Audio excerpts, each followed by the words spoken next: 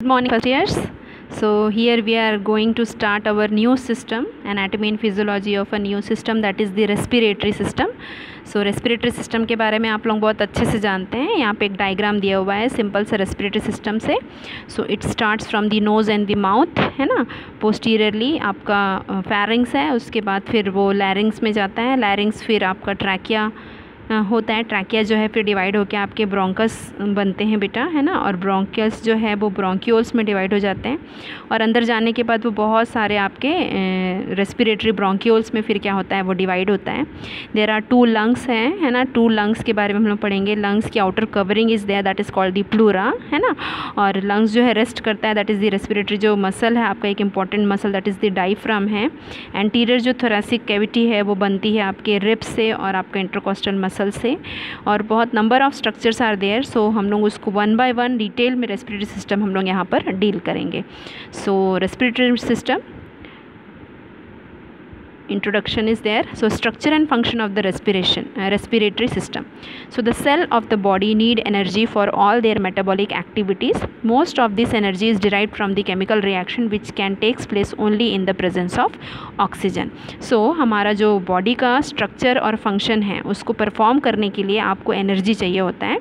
और जो एनर्जी है वो मेटाबॉलिक एक्टिविटी या मेटाबॉलिज्म प्रोसेस के थ्रू ही हमको मिलता है ना. और ये जो मेटाबॉलिज्म है ना बेटा, वो आपका ऑक्सीजन के प्रेजेंस में ही होता है. ठीक है. सो ये ऑक्सीजन जो है रेस्पिरेटरी सिस्टम के थ्रू हमारे बॉडी के अंदर में क्या करता है, एंटर करता है. So the main waste product of this reaction is carbon dioxide. Metabolism जब होता है तो ऑक्सीजन यूटिलाइज हो जाता है और उसका आपका वेस्ट प्रोडक्ट निकलता है, that is called the carbon dioxide, है ना. The respiratory system provides the route by which the supply of oxygen present in the atmospheric air enters the body and it provides the route of excretion for carbon dioxide. So जो main आपका respiratory system है वो क्या करता है, आपको provide करता है एक रास्ता, एक पैसेज देता है, एक रूट देता है जिसके थ्रू जो एटमॉस्फेरिक एयर में प्रेजेंट ऑक्सीजन है वो आपके बॉडी के अंदर जा सके और जो कार्बन डाइऑक्साइड बॉडी के अंदर है वो क्या हो सके, बॉडी से बाहर निकल सके. सो इट इज़ अ पैसेज या फिर रूट है आपका respiratory system. Exchange of gases between the blood and the lung is called the external respiration and between the blood and the cell is called the internal respiration. So जो exchange of gases होता है वो आपका respiration जो है वो 2 type का है.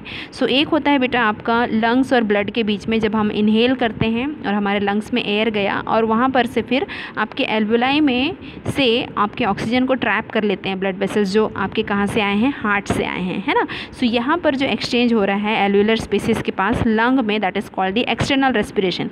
अब ब्लड जो है सारे ऑक्सीजनेटेड ब्लड को लेकर के आपके टिश्यूज़ में जाता है और वहाँ पर फिर एक एक्सचेंज होता है जहाँ पर आपका जो ब्लड है वो ऑक्सीजन को टिश्यूज़ को दे देता है और वहाँ से कार्बन डाइऑक्साइड को ले लेता है और उसको हम कहते हैं internal respiration. So the organs of respiratory system are, आपका जो मेन ऑर्गन्स हैं that is first is the nose, second is the pharynx, third is the larynx, fourth one is the trachea, next is 2 bronchi है. और जो bronchi है फिर वो divide होकर again bronchioles and smaller air passages बनता है बेटा. There are 2 lungs and their covering that is called the pleura. और हम लोग पढ़ेंगे मसल्स ऑफ ब्रीदिंग के बारे में. So these are the organs of respiratory system. इन सारे चीज़ों के हम लोग स्ट्रक्चर और फंक्शन के बारे में डिटेल में पढ़ेंगे. नाउ फर्स्ट जो है that is the nose and the nasal cavity, है ना. The first structure in the respiratory system is the nose and the nasal cavity. So आपका नोज़ जो है उसमें बहुत सारी चीज़ें हैं. पहला तो रूफ है, उसमें छत है, उसका फ्लोर है, नीचे वाला पोर्शन है, मीडियल वॉल है, लैटरल वॉल है और पोस्टीरियर वॉल है.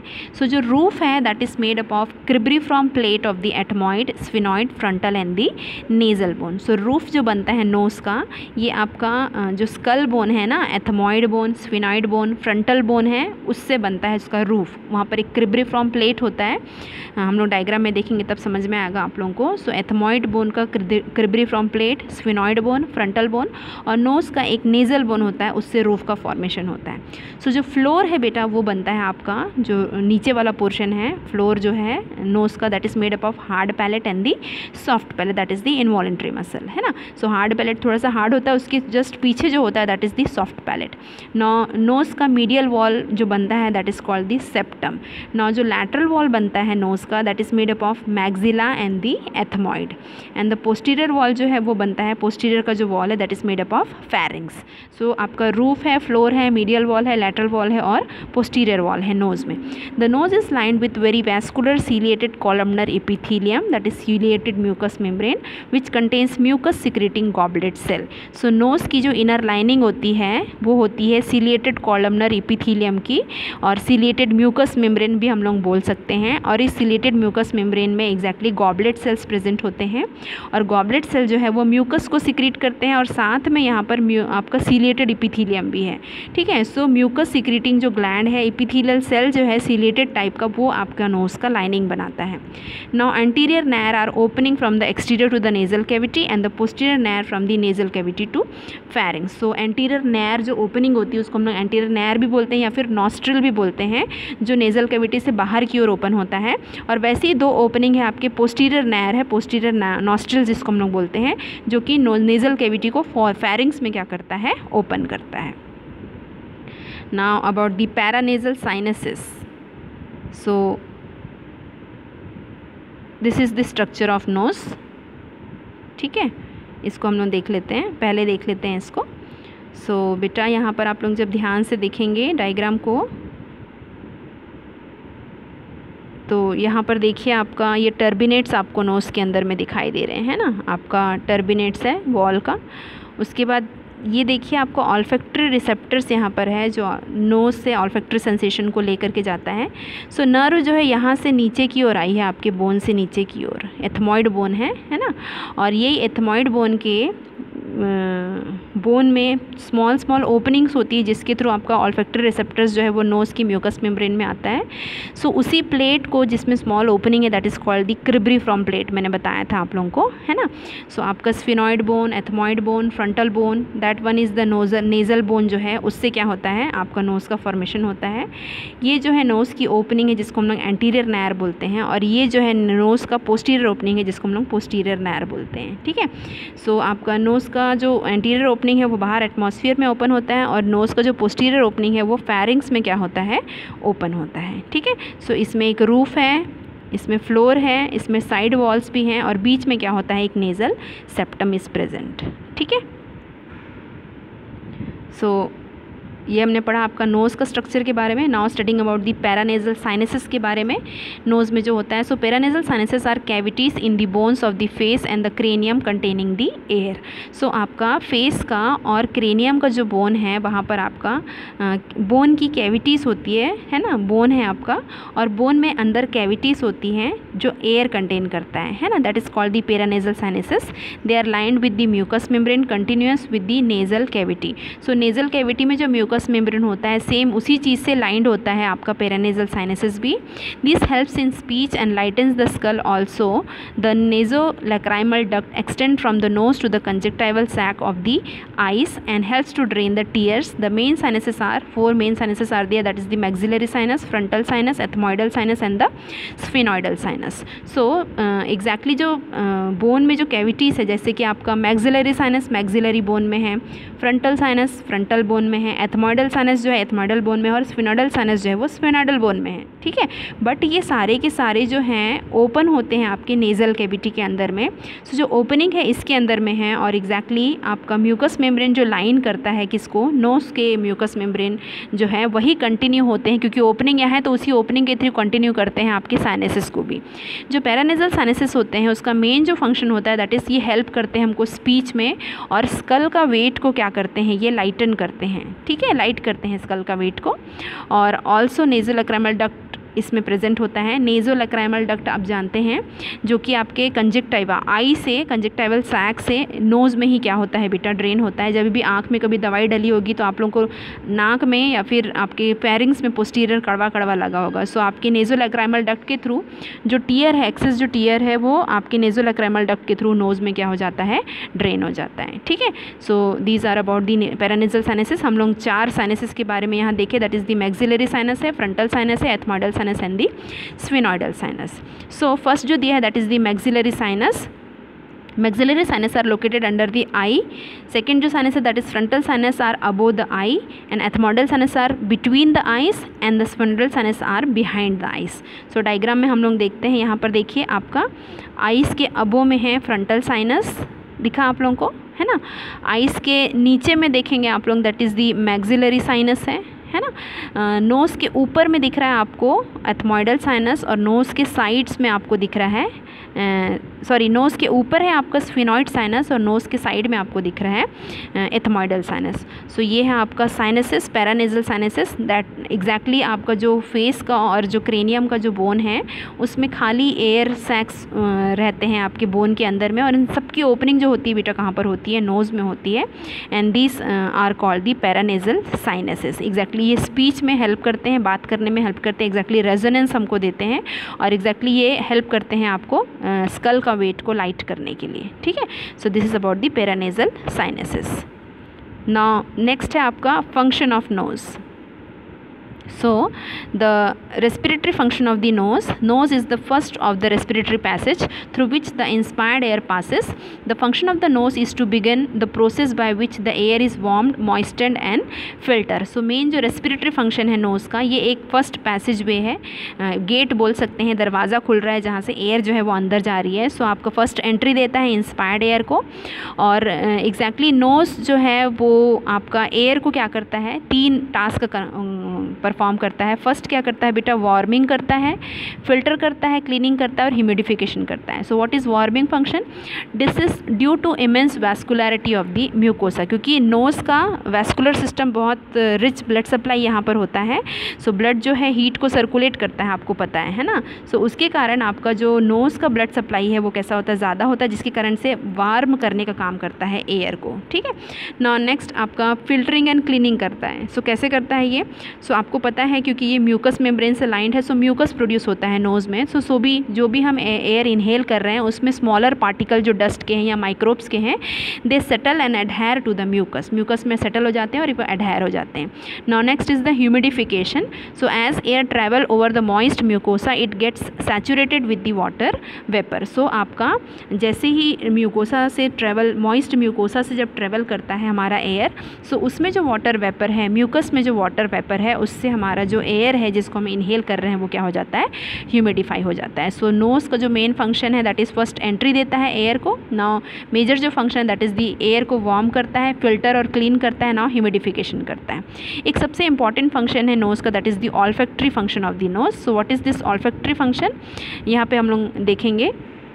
So nose is the organ of sense of smell. Nerve endings that detect smell are stimulated by airborne odors and are located in the roof of the nose that convey nerve impulses to the brain by the olfactory nerve where sensation of smell is perceived. So आपका nose जो है organ of sensation of smell को smell करता है, sense of smell को. So यहाँ पर आपके nerve ending है olfactory nerve की, जो कि आपका roof of the nose में situated है. हमने एक डायग्राम में देखा था. This is the olfactory receptors है ना, this is the olfactory receptors. So roof of the जो नोज़ है वहाँ पर आपका ऑल्फैक्टरी रिसेप्टर्स हैं, क्रिब्रिफ्रॉम प्लेट से नोज़ में आते हैं, और ये जो नर्व एंडिंग्स हैं सेंस ऑफ स्मेल को रिसीव करते हैं और ब्रेन में जब ले करके जाते हैं तब हम जो सेंसेशन है स्मेल का वो क्या करते हैं बेटा, परसीव करते हैं. So this is about the function of nose. ठीक है. Now next is the second organ that is the pharynx. So जो फैरिंग्स है that is it is a tube 12 to 14 centimeter long that extend from the base of the skull to the 6th cervical vertebra. It is wider at the upper end. So जो pharynx है वो एक tube like structure है और ये 12 से 14 centimetre long है और स्कल के बेस से है ना front from the base of the skull to the 6th cervical vertebra तक ये क्या होता है, एक्सटेंड होता है. Wider at the upper and, और ऊपर का जो एंड होता है वो वाइडर होता है और नीचे की ओर ये कंटिन्यू हो जाता है आपके एंटीरियरली तो लैरिंग्स रहेगा और पोस्टीरियरली फिर उसके आपका फैरिंग्स जो है कंटिन्यू होता है ईसोफेगस में.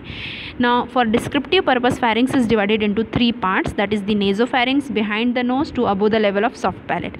Second is the oropharynx that is behind the mouth from the below the level of the soft palate to the upper part of the 3rd cervical vertebra, and third part is the laryngopharynx that is the 3rd to 6th cervical vertebra.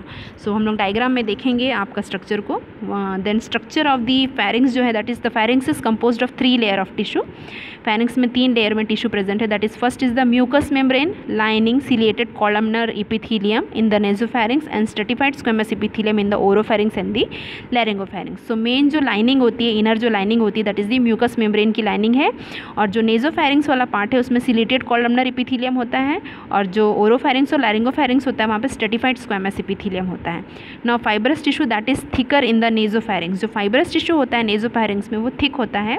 Smooth muscles, pharyngeal muscles helps to keep the pharynx permanently open. So यहाँ पर smooth muscle present रहता है जो pharynx को permanently क्या करके रखता है बेटा, ओपन करके रखता है। ठीक है, so this is the diagram of your pharynx, है ना।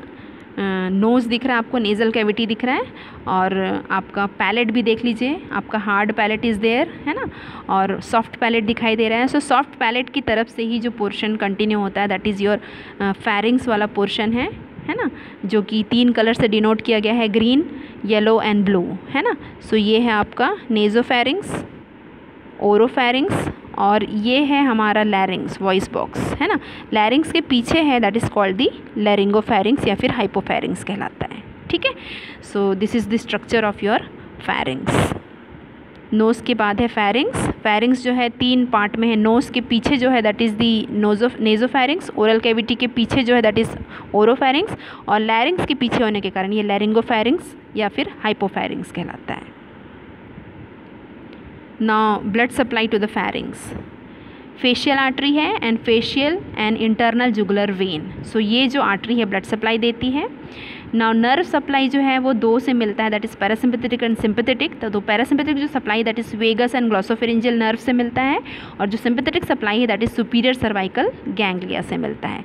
Now about the function of the pharynx, so it is the passage way of air and food, both के लिए है, क्योंकि आपका पीछे पोस्टीरियरली ये आपके फेरिंग्स में क्या होता है, इसोफेगस में क्या हो जाता है, ये कंटिन्यू हो जाता है, और एंटेरियरली लैरिंग्स में क्या हो जाता है, ये कंटिन्यू हो जाता है। सो ये पैसेज वे है दोनों के लिए, एयर के लिए भी और फूड के लिए। नाउ वार्मिंग एंड ह्यूमिडिफिकेशन करता है एयर को। नाउ टेस्ट भी फील करता है ये पोस्टीरियर फेरिंग्स जो है, ओरोफेरिंग्स। हियरिंग में हमको हेल्प करता है, क्योंकि नेज़ोफेरिंग्स में आपका जो मिडिल ईयर से आपका यूस्टेशियन ट्यूब निकलता है ना। यूस्टेशियन ट्यूब की ओपनिंग जो होती है नेज़ोफेरिंग्स में होती है। सो आपकी हियरिंग में भी क्या करता है, आपको हेल्प करता है, क्योंकि टिम्पैनिक मेम्ब्रेन से एंटीरियरली एक्सटर्नल ऑडिटरी मेटस से जो एयर जाता है, और जब हम लोगों का पोस्टीरियर जो टिम्पैनिक मेम्ब्रेन के पोस्टीरियर का जो प्रेशर है मिडिल ईयर से जो यूस्टेशियन ट्यूब नेज़ोफेरिंग्स में ओपन होता है, उसके थ्रू जो आपका हियरिंग का जो प्रेशर है वो क्या होता है, मेंटेन होता है। नाउ प्रोटेक्शन देता है। नाउ स्पीच में क्या करता है, हमको हेल्प करता है। फेरिंग्स जो है स्पीच में हमको हेल्प करता है, प्रोटेक्शन देता है। फेरिंग्स में जाने के बाद एग्जैक्टली आपका गैग एक रिफ्लेक्स जानते हैं आप लोग, जो कि एस्पिरेट होने नहीं देता है कंटेंट को, कहाँ पर बेटा, आपके रेस्पिरेटरी सिस्टम में। सो this is about the pharynx. Now next is about the larynx. So the larynx or voice box extend from the root of the tongue and hyoid bone to the trachea. It lies at the level of the 4th, 5th and 6th cervical vertebra. So pharynx जो है आगे anteriorly जो continue होता है, जिसको हम लोग बोलते हैं larynx, इसको हम लोग बोलते हैं voice box भी बोल सकते हैं। और it extend from the root of the tongue के root से extend होता है, और जो trachea का hyoid bone है वहाँ पर वो क्या होता है, वहाँ तक एक्सटेंड होता है ना। आपका हैमर शेप का एक बोन होता है ना, that is called the hyoid bone, just chin के पीछे होता है वो। It lies at the level of the 4th, 5th and the 6th cervical vertebra. So इसका जो लोकेशन है that is 4th, 5th and 6th cervical vertebra में ये लोकेटेड है। जो स्ट्रक्चर होता है लैरिंग्स का, so the larynx is composed of several irregular shaped cartilages attach to each other by the ligament. So यहाँ पर आपका लैरिंग्स जो है कार्टिलेज से बना हुआ एक स्ट्रक्चर है, और ये सारे कार्टिलेज जो है लिगामेंट से जुड़े हुए हैं। सो द मेन कार्टिलेज जो है इसमें दैट इज़ 1 थायराइड कार्टिलेज है, 1 क्रिकॉइड कार्टिलेज है, 2 अरेटिनॉइड कार्टिलेज है, एंड 1 जो है दैट इज़ दी एपिग्लॉटिस। तो इतने सारी चीज़ों से मिलके, इतने सारे कार्टिलेज से मिलके हमारा लैरिंग्स बना हुआ है। So this is the structure of लैरिंग्स, है ना। सो आप लोग देख लीजिए, ऊपर आपका एपिग्लॉटिस दिखा आपको, है ना, और हायोइड बोन भी दिख रहा होगा, है ना, जो चिन के पास होता है ना। हम लोग कार्टिलेज के बारे में पढ़ रहे थे। सो कितने कार्टिलेज है वो हम लोग देख लेंगे। यहाँ पर आपका 1 थायराइड कार्टिलेज है बेटा, यहाँ पर दिखा ना। नेक्स्ट है एक क्रिकॉइड कार्टिलेज है आपका, ठीक है। अब पोस्टीरियर जब एस्पेक्ट देखेंगे तो हम उसके और जो कार्टिलेज है उसके बारे में देख पाएंगे। सो ये हम लोग पोस्टीरियर भाग में आ जाते हैं, है ना। सो ये जो दो दिखाई दे रहा है, ये वाला और ये वाला, है ना, ये दोनों जो है 1 and 2, ये दोनों जो है दैट इज़ दी अरेटेनॉइड कार्टिलेज, ठीक है। सो ये पोस्टीरियर व्यू है कार्टिलेज आपका लैरिंग्स का, और ये क्या है आपका एंटीरियर व्यू है, दिख रहा है anatomy of the voice box. आपका व्यू जो है लैरिंग्स का सामने से, ये फ्रंट व्यू है, और सेकेंड वाला जो है उसका लैटरल व्यू है। सो ये पोस्टीरियर व्यू है, और लिगामेंट्स के थ्रू क्या है बेटा, ये जुड़े हुए हैं, ठीक है। Now interior of the larynx, larynx का इंटीरियर पार्ट हम लोग देखेंगे। So the vocal cords are 2 pale fold of the mucus membrane with cord like free edges. The space between the vocal cords are called the glottis. So आपका लैरिंग्स के अंदर में एक important structure present होता है, और उस इम्पॉर्टेंट स्ट्रक्चर को हम लोग वोकल कॉर्ड बोलते हैं बेटा, है ना। ये दो ठोक फोल्ड, पेल फोल्ड है, म्यूकस मेम्ब्रेन का ही फोल्डेड है, cord like structure, thread like एक स्ट्रक्चर है जो कि फ्री एजेस में यहाँ पर प्रेजेंट रहता है। और आपका दोनों कॉर्ड के बीच में, वोकल कॉर्ड के बीच का जो स्पेस है उसको हम लोग बोलते हैं ग्लॉटिस, है ना। With the muscle controlling the vocal cords are relaxes, the vocal cord opens, the vocal cords are set to be abducted, है ना। सो जब मसल कंट्रोल कर रहा है वोकल कॉर्ड को, जब वो मसल्स हमारे रिलैक्स होते हैं, सो वोकल कॉर्ड हमारे कैसे हो जाते हैं, ओपन हो जाते हैं, एक दूसरे से ओपन हो जाते हैं, और वोकल कॉर्ड को फिर हम लोग क्या बोलते हैं, एबडक्टेड। ओपन हो जाएंगे यानी कि कॉर्ड्स जो है एक दूसरे से दूर हो जाते हैं, है ना। सो वो हम कह लेते हैं तब abduction. The pitch of the sound is low, तब उस समय जो साउंड प्रोड्यूस होता है that is called the low pitch sound. और जब मसल जो वोकल कॉर्ड को कंट्रोल कर रहे हैं वो अगर स्ट्रेच होते हैं, तो वो स्ट्रेचिंग जब होगी तो हमारे कॉर्ड एकदम एक दूसरे के सामने आ जाते हैं, एकदम समानांतर आ जाते हैं, और तब हम लोग कॉर्ड को क्या बोलते हैं, वोकल कॉर्ड इज़ एडक्टेड बोलते हैं। और इस समय जो हमारा साउंड प्रोड्यूस होता है that is called the high pitched sound, ठीक है। So this is the interior of the लैरिंग्स। Diagram में हम लोग देखेंगे। सो ये है हमारा वोकल कॉर्ड लैरिंग्स के अंदर में, है ना। लैरिंग्स तो बना है आपके कार्टिलेज से, है ना, बट लैरिंग्स के अंदर में एक स्पेशल स्ट्रक्चर है बेटा that is called the vocal cord, है ना। और वोकल कॉर्ड को हम लोग यहाँ पर इस डायग्राम में ध्यान से देखेंगे। सो यहाँ पर जब हम लोग ध्यान से देखेंगे तो देखना वहाँ पर 2 पेल कलर का आपको क्या दिखाई दे रहा है, यहाँ पर ये एक है दिखा, और ये दूसरा है, ये क्या है आपका वोकल कॉर्ड है। जब ये वोकल कॉर्ड आपके रिलैक्स है, एक दूसरे से जब सेपरेटेड है, तो क्या कहलाते हैं, ये अभी दूर दूर हैं। सो आपका मसल्स रिलैक्स है तो इसलिए दूर दूर दिखाई दे रहे हैं। सो ये जो है क्या कहलाता है आपका एबडक्टेड है। और एबडक्शन के समय में जब साउंड प्रोड्यूस होता है वो लो पिच्ड होता है, जब हम लोग धीरे से बात करते हैं। और जब हम लोग कोई आवाज़ चीख करके ज़ोर से प्रेशर लगा के जब हम लोग बात करते हैं, सो दैट टाइम आपके मसल्स कॉन्ट्रैक्ट होते हैं, और दोनों जो वोकल कॉर्ड हैं आपके एकदम स्ट्रेच होकर के सामने एक दूसरे के आ जाते हैं, और तब वो कहलाता है आपका एडक्शन। और एडक्शन के समय जो साउंड प्रोड्यूस होता है वो हाई पिच्ड साउंड जो होता है वो प्रोड्यूस होता है। अब आप यहाँ पर देखिए, दोनों, ये एक वोकल कॉर्ड हो गया, है ना, ये वाला एक वोकल कॉर्ड और ये दूसरा वोकल कॉर्ड, दोनों के बीच में यहाँ पर एक स्पेस दिखाई दे रहा है, ठीक है ना। तो ये स्पेस को हम लोग बोलते हैं glottis. Clear. So this is about the structure of interior of the लैरिंग्स। So next है ब्लड सप्लाई बेटा इसका। सो ब्लड सप्लाई है that is superior and inferior laryngeal artery है, थायराइड वेन है, नर्व सप्लाई है, parasympathetic superior laryngeal and recurrent laryngeal nerve है, parasympathetic supply देता है। और सिंपैथेटिक सप्लाई जो देता है that is the superior cervical ganglia, same जो आपके फेरिंग्स को सप्लाई किया था। नाउ नेक्स्ट है इसका फंक्शन जो है, सबसे important function that is the production of sound, है ना, क्योंकि आपका लैरिंग्स है, वॉइस बॉक्स कहलाता है, इसमें 2 वोकल कॉर्ड्स हैं। सो ये एग्जैक्टली आपका साउंड को प्रोड्यूस करता है। Now protection of lower respiratory tract, जो लोअर रेस्पिरेटरी ट्रैक्ट है उसको क्या करता है, ये प्रोटेक्शन देने का काम करता है, क्योंकि इसके ऊपर एक एपिग्लॉटिस के बारे में हमने पढ़ा था। जब भी हम कोई चीज़ सॉलो करते हैं, जब हम कोई चीज़ निगलते हैं, तो एपिग्लॉटिस जो है वो आपका वोकल कॉर्ड को क्या कर देता है, लैरिंग्स को क्लोज कर देता है, जिसके थ्रू आपका जो फूड है वो सीधा इसोफेगस में जाता है, रेस्पिरेटरी सिस्टम में एंटर नहीं करता है। और नेक्स्ट जो function that is the passage way of air है। सो जब हम इनहेल करते हैं दैट टाइम एपिग्लॉटिस जो है वो क्या हो जाता है, ओपन हो जाता है, और इनहेलेशन के समय जो एयर है वो लैरिंग्स के थ्रू फिर कहाँ चले जाता है, रेस्पिरेटरी सिस्टम में। और इसका भी फंक्शन है, क्योंकि ये भी आपका लाइंड है म्यूकस मेम्ब्रेन से, सो इसमें भी ह्यूमिडिफाइंग, फिल्टरिंग और दी वार्मिंग का जो फंक्शन है वो प्रेजेंट होता है। So this is all about the larynx. So इतना आज हम लोग इस वीडियो में पढ़ेंगे। क्लियर।